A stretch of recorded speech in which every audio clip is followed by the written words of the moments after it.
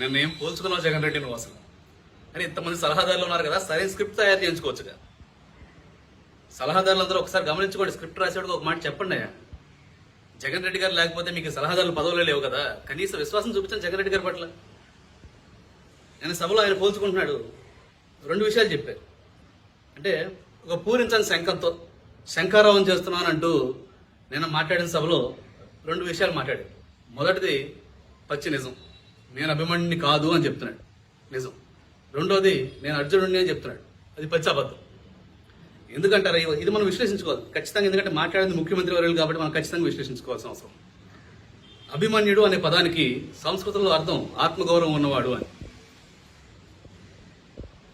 కానీ మన జగన్ రెడ్డి గారు చేసింది ఏంటి? మద్యపాన నిషేధం చేశాకే ఓట్లు ఆడడానికి వస్తాను అని మాట ఇచ్చి వాళ్ళ మాట తప్పిన మనిషి. ఆత్మగౌరవం ఉందా? సో ఆయన ఖచ్చితంగా ఈ విషయంలో నిజం చెప్పినట్టు. అలాగే అభిమన్యుడు యుద్ధ ప్రావీణ్యతలో తండ్రిని మించిన తనయుడు. మరి మన జగనుడు తండ్రి పేరు చెడగొట్టిన తనయుడు. అలాగే శకుని యుద్ధ నియమాలు ఉల్లంఘించి 6 మహారథుల్ని ఒక్కసారిగా అభిమన్యుడి మీద పంపించి ఆయన్ని తునాతునకలు చేస్తూ ఆయన రథాన్ని కొట్టారు, ఆయన ఆయుధాల వరకు కొట్టారు, ఆయన గుర్రాన్ని చంపారు, ఆయన బాణాలతో తునాతునకలుగా కొట్టేశారు యుద్ధ నియమాలను ఉల్లంఘించి. ఇంత జరిగినా, ఇంత నిస్సహాయ స్థితిలో ఉన్నా, ఇంత తలిసిపోయినా రథచక్రం తీసుకుని తిరుగుబాటు చేశాడు. అలాగే గాంధార సైన్యాన్ని ఎంతో మందిని హతమార్చాడు. ఇదే అభిమన్యుడు. కానీ మనం అలా కాదు కదా, మనమే నియమాలను ఉల్లంఘిస్తూ వాలంటీర్ వ్యవస్థ పెట్టుకుని ప్రజల గోప్యతకు భంగం కలిగించాం. అసలు జగన్ రెడ్డి ఈ నవరత్నాల మాటన రాష్ట్రాన్ని నవగ్రహాలు కూడా పెట్టలేనటువంటి ఇబ్బంది వీడు గురి చేశాం. ఇక రెండో విషయం, నేను అర్జునుడిని అని చెప్పుకుంటున్నాడు. ఇది పచ్చబద్ధం. ఎందుకంటే అర్జునుడికి అంటూ ఒక వ్యక్తిత్వం ఉంది, ఒక గొప్ప లక్షణం ఉంది. అర్జునుడు సవ్యసాచి. మరి నువ్వు ఒకే చేతితో పని చేయని బటన్ ఒత్తుతూనే ఉంటావు.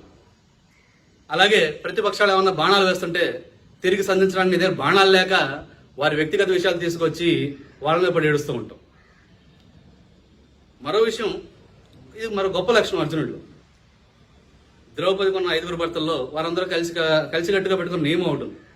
ఎవరైనా ఒకరు ద్రౌపదితో ఏకాంతంగా ఉంటే వేరొకరు వాళ్ళని డిస్టర్బ్ చేయరాదని, ఒకవేళ వారికి ఏమన్నా భంగం కలిగిస్తే కనుక వారికి 1 సంవత్సరం బహిష్కరణ అని చెప్పి ఒక నియమం పెట్టుకున్నారు. కానీ అర్జునుడు ఆయన దగ్గరికి ఒక బ్రాహ్మణోత్తముడు వచ్చి నాకు సహాయం కావాలి అని చెప్పి అడిగినప్పుడు ఏమాత్రం జంకకుండా ద్రౌపదితో వేరే వాళ్ళు, వారి తమ్ముడు అన్న వేరే వాళ్ళతో గదిలో ఉండగా వారి ఏకాంతానికి భంగం కలిగిస్తూ లోపలికి వెళ్ళి తను ఉన్న అస్త్రాలను తీసుకు బయటకు వచ్చి బ్రాహ్మణుడికి సహాయం చేసి, ఎందుకంటే అది క్షత్రియ ధర్మం అని నమ్మాడు.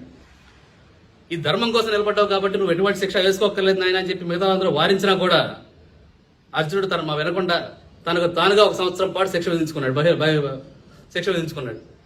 అది అర్జునుడి వ్యక్తిత్వం. మరి మన జగన్ రెడ్డి గారి వ్యక్తిత్వం ఏంటి? బాబాయిని చంపేసిన వారిని రక్షించడం, చెల్లెలను ఇబ్బంది పెట్టడం, కోడికత్తి సీన్కి న్యాయం జరగకుండా అడ్డుకోవడం. ఇంత వ్యత్యాసం ఉంది జగన్ రెడ్డి నీకు అర్జునుడికి.